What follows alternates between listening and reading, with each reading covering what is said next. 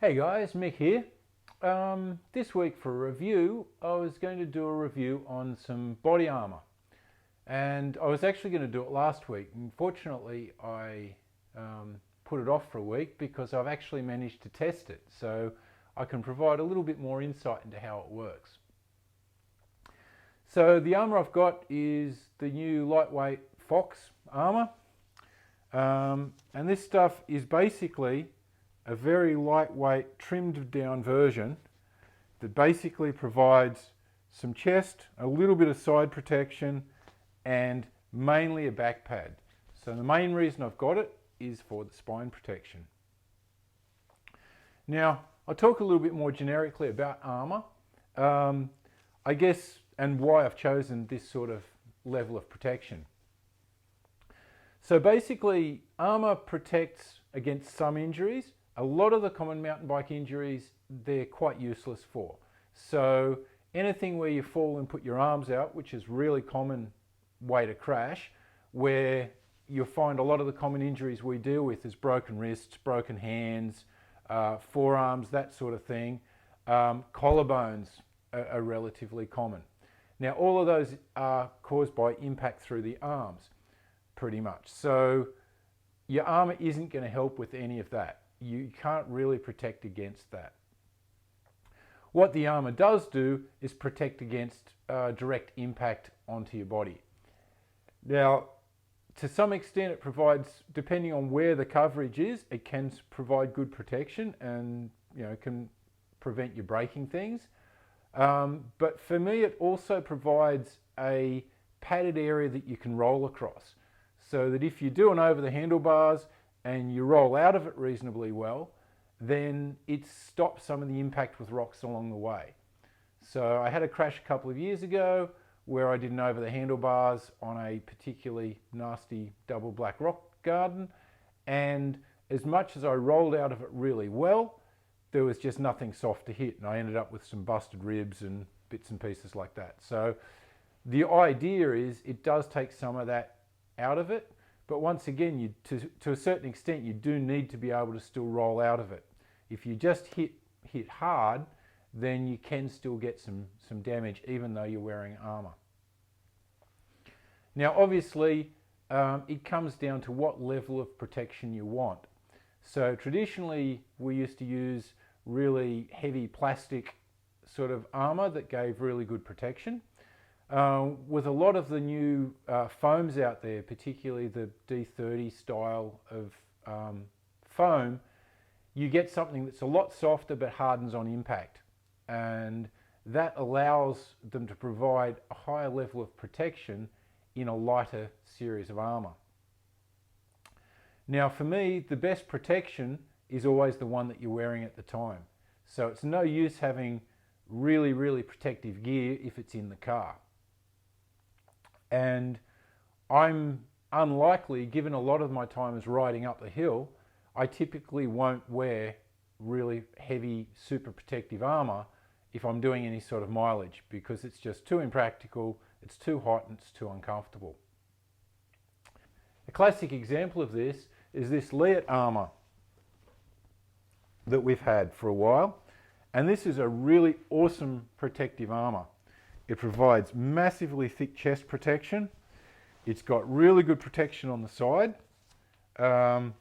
It's got a very big, thick, solid spine protection. It's got shoulder cups, and it's got elbow forearms. So really protective suit, great design, pretty comfortable to wear. And if I'm racing downhill and I'm purely shuttling and I'm purely riding hard trails, I probably would still tend to wear this sort of armour. What I find though is it's fairly thick, it's quite uncomfortable from a movement point of view. I do find it a bit restrictive. It's definitely hot. It's, as much as it is really well vented, it is quite hot, and it's really impractical to ride any distance in.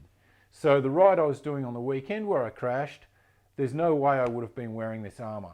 I just wouldn't have bothered to wear it. So having it would have been no use whatsoever because it would have been stuck in the car. Now, given my riding's changing from a number of years ago, when I used to race four-cross, I was always wearing lots of armour and neck braces and all those sorts of things. And now with a more enduro sort of feel, I'm probably riding harder terrain faster, but I really don't want to carry as much stuff with me. So to deal with that, I've gone for a much, much lighter version of armour. My logic is that the major areas you want to protect is going to always be head, neck, back.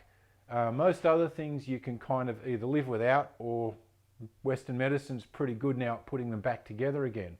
So I'm really, really concerned about protecting my back, protecting my head, my neck when I can. And so I like armour that is going to provide that back protection but still be wearable. Now for me, I'm pretty good at rolling out of things.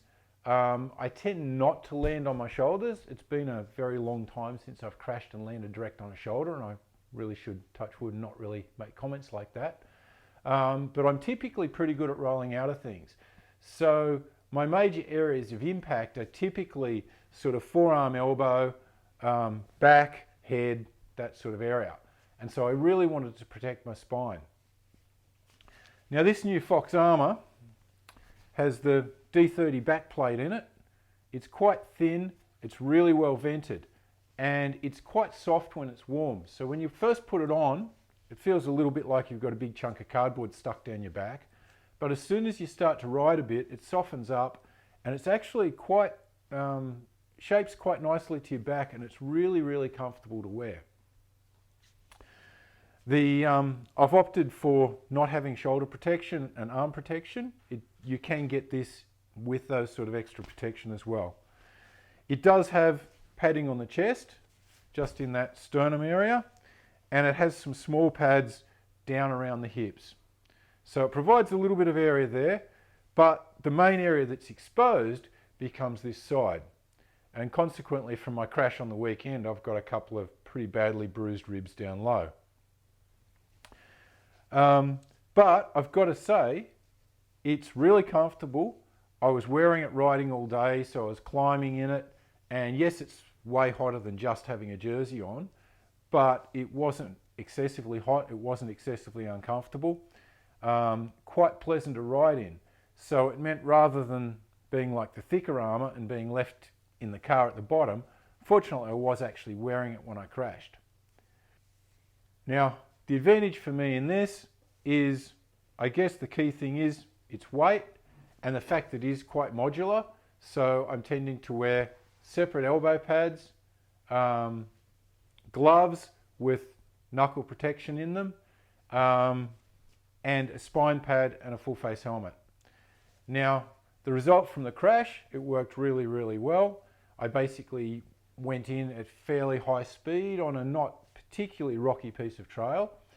And as I went over, the knuckle protection on my gloves got all torn to pieces, and there's some small grazes around that area.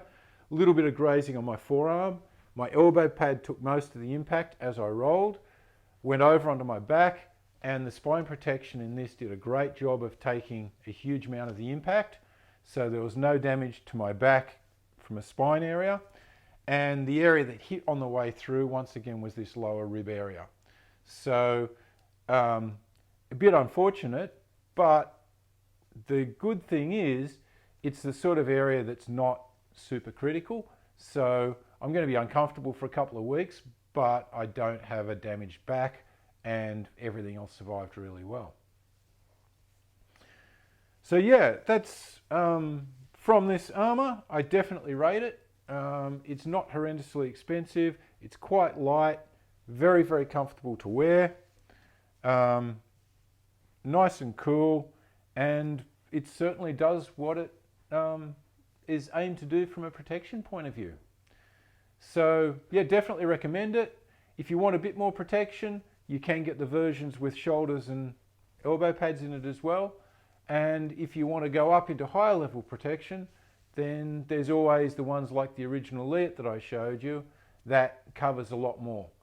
But I would suspect that unless you're particularly shuttling all the time and just riding downhill and not doing a lot of pedaling, you're probably going to find you'll wear something like this a lot more than what you would wear more heavier armour. So yeah, hopefully this is useful, guys. Thanks for watching, and see you out on the trails.